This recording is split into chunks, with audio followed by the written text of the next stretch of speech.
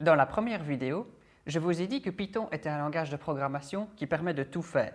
Donc des sites web, des programmes, des simulateurs d'épidémies, de processus physiques, des bases de données. Tout ce qui peut se programmer peut se faire en Python.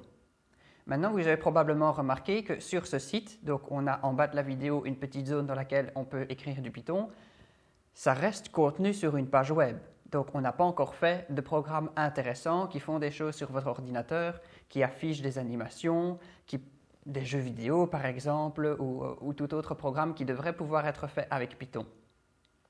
La raison pour laquelle on n'a pas fait ça, bon déjà parce que c'est assez compliqué, donc ça aurait quand même pris du temps de l'expliquer, c'est surtout que pour rendre ce site facile à utiliser, avec cette zone dans laquelle on peut taper du Python, c'est une version spéciale de Python qui est utilisée. Donc sur ce site, la syntaxe du Python est respectée, c'est-à-dire que si vous apprenez à programmer et à écrire du code qui fonctionne sur ce site, c'est du vrai code Python que vous avez écrit. Donc, vous saurez après l'utiliser ailleurs. Par contre, ce site, quand il exécute votre code, fait semblant d'être Python. Donc, il sait exécuter le code Python que vous écrivez, mais ce n'est pas ce qu'on pourrait appeler le vrai Python. Et le vrai Python, c'est donc le langage de programmation, mais aussi le programme qui exécute ce langage de programmation, est disponible en fait sur un site web qui s'appelle python.org, et c'est un programme qui s'installe sur un ordinateur.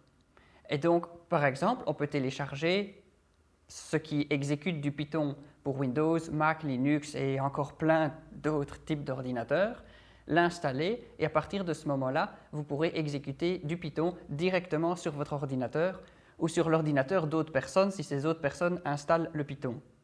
Donc aujourd'hui, nous allons voir comment en fait on peut écrire du Python directement sur un ordinateur sans passer par ce site web et ainsi en fait avoir accès au vrai Python, au Python qui a toutes les fonctionnalités, au Python avec lequel on peut écrire des jeux vidéo, des programmes qui affichent des fenêtres, des sites web ou n'importe quoi d'autre.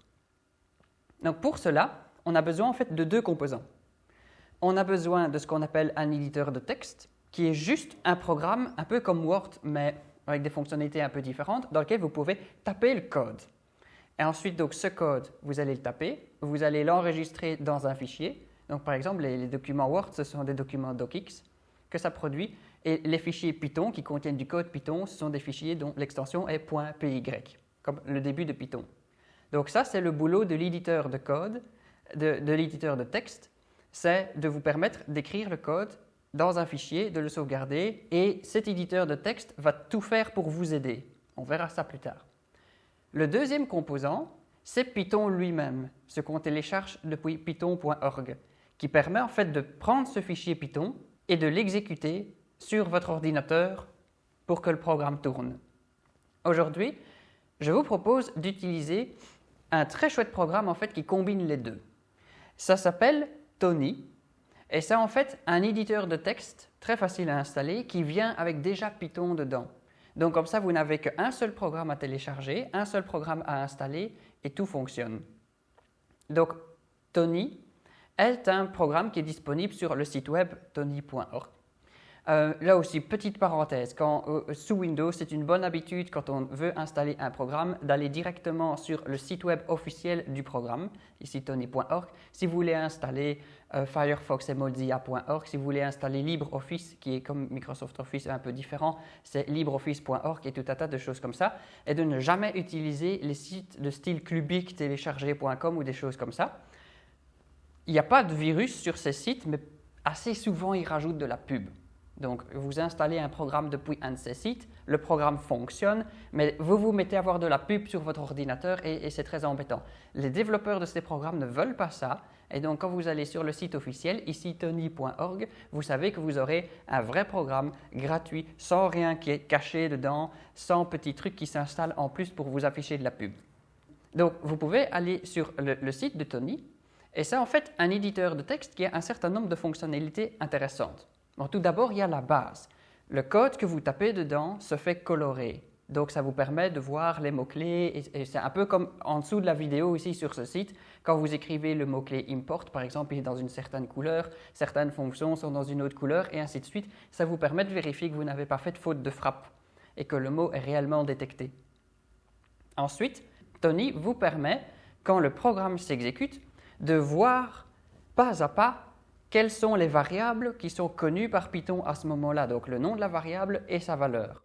Je ne vais pas vous montrer dans cette vidéo comment faire ça parce que ça ferait une vidéo un peu trop longue, mais c'est une fonctionnalité très pratique si vous avez un programme qui ne fonctionne pas bien et que vous devez voir pourquoi. Ensuite, une autre aide aux développeurs, c'est ce qu'on appelle l'autocomplétion. Donc, on a vu qu'on peut importer un module avec import et puis le nom du module, et puis aller chercher des fonctions dans ce module, comme par exemple turtle.forward ou quelque chose comme ça. Eh bien, en Tony, vous pouvez activer une fonctionnalité très pratique qui fait que vous pouvez taper turtle. Et là, il va vous afficher une liste de tout ce qu'il y a dans Turtle. Ça vous permet de voir quelles sont les fonctions disponibles dans un module et ensuite de taper le nom qui vous convient sans devoir sans cesse vous rappeler comment est-ce que ça s'appelait comme ça, est-ce qu'il y avait une majuscule ou pas, est-ce que c'était au pluriel ou pas, et ainsi de suite. Et ensuite, la dernière fonctionnalité, mais qui est fort avancée pour ces vidéos, peut-être qu'on le fera plus tard, c'est ce qu'on appelle le gestionnaire de paquets. C'est en fait un outil qui vous permet d'installer des modules Python supplémentaires.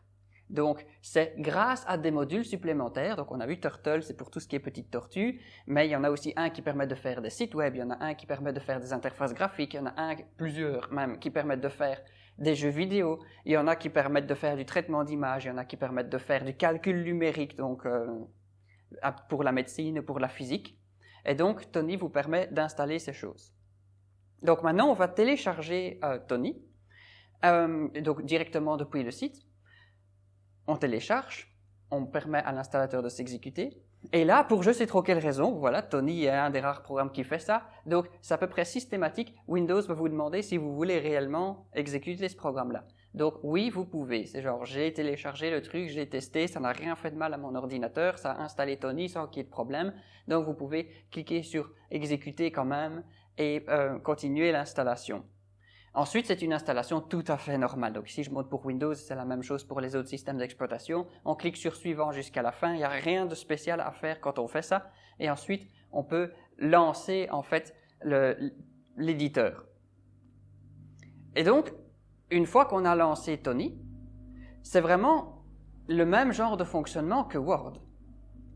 C'est-à-dire que on a un fichier devant soi qui est vide pour le moment et dans lequel on peut taper du code. Donc ici, par exemple, je tape print bonjour, donc ça va juste afficher bonjour.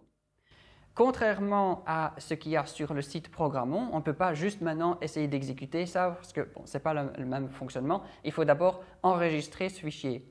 Donc là, ici, je montre que je clique sur la petite icône enregistrer et que je donne comme nom de fichier programme.py. Je l'enregistre sur le bureau, juste comme ça, on voit.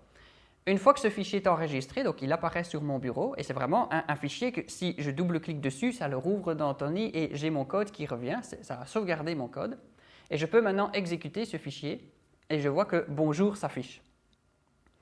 Donc maintenant, on peut même faire des choses plus compliquées dedans. Par exemple, c'est le vrai Python. Le vrai Python, c'est faire tout ce qu'on a fait sur Programmons. Donc, par exemple, le module Turtle est disponible. Ici, je montre comment rapidement, vite refaire un petit peu bouger cette tortue, donc import turtle, et puis quelques lignes de code qui vont le faire avancer, tourner et puis avancer.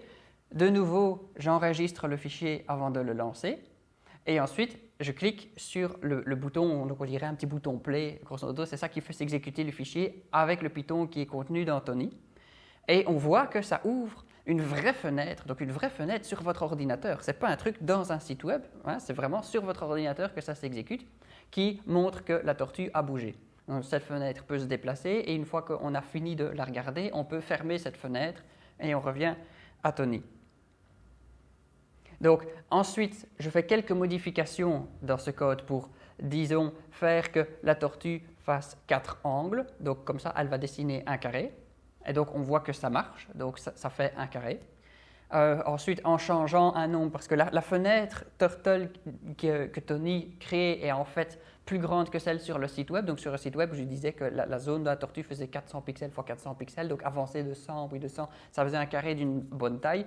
Ici, en fait, la fenêtre est 2 fois plus grande. Et donc, grosso modo, pour avoir un carré d'une taille, disons, intéressante dans cette fenêtre, je remplace le forward avec 100 comme paramètre par un 200. Et donc, voilà, ça permet de faire un plus grand carré.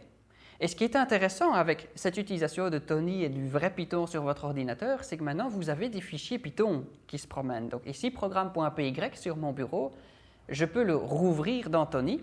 Donc ça me permet de taper du code éventuellement compliqué, quelque chose d'un petit peu plus gros que faire bouger cette tortue, puis enregistrer, aller dormir, éteindre l'ordinateur et tout. Et le lendemain, je peux rouvrir et récupérer mon code sans aucun problème. Mais ça me permet également de partager ce code. Si maintenant vous avez un ami ou une amie qui est aussi en train d'apprendre à programmer avec ce site et que cette personne a aussi installé Tony, vous pouvez maintenant vous envoyer par email, vous échanger en fait ces fichiers Python en disant « Regarde ce que j'ai fait, voici mon fichier Python, l'autre personne ouvre ça dans Tony, clique sur Play, exécute le code » et c'est beaucoup plus facile que ce qu'il y avait sur le site web. Donc voilà, dans le reste de nos vidéos, on va continuer d'utiliser en fait ce qu'il y a sur le site web. Parce que comme ça, c'est sûr que tout le monde sait le faire, il n'y a pas besoin d'installer quelque chose et il n'y a pas de problème. Mais vous savez donc maintenant qu'il existe ce vrai Python à installer sur un ordinateur qui vous permet de faire plus que ce qu'on va voir en fait sur Programmons. Donc ça, c'est si vous êtes intéressé d'aller plus loin, de lire des livres et des choses comme ça. Et qui vous permettent également de sauvegarder votre travail dans plusieurs fichiers si vous voulez et de retrouver ce que vous avez fait d'un jour à l'autre.